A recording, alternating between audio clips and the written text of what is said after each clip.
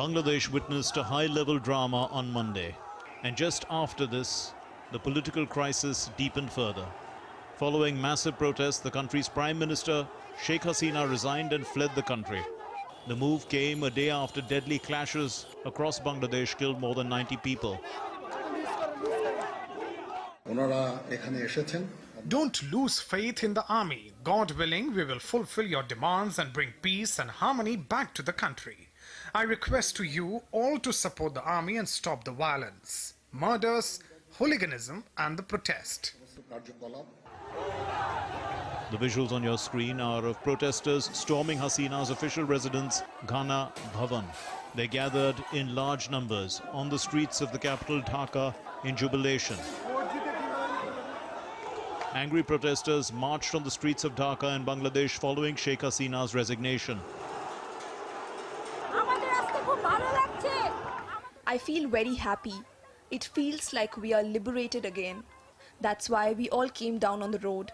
My husband and I are fasting today and praying to Almighty.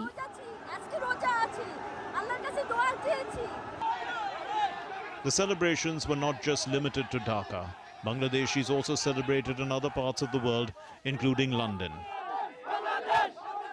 The military has taken over the power, and there will be a neutral administration. There will be free and fair elections in the country, and we will have democratic government. That's why we are victorious today. Some analysts say that tough economic conditions and political opportunism were among the factors for the unrest in the country.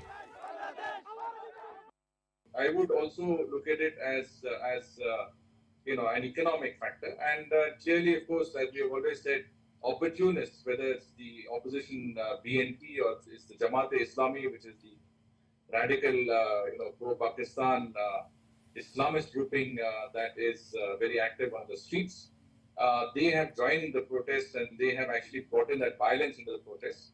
You cannot rule out the involvement of foreign powers who are inimical to Bangladesh's interests and, frankly, to our security interests also. Meanwhile, India's border security force has been put on high alert following political unrest in the neighboring country. As per reports, the India-Bangladesh Petropol border has been closed. Air India has cancelled the scheduled operation of flights to and from Dhaka with immediate effect in view of the emerging situation in Bangladesh.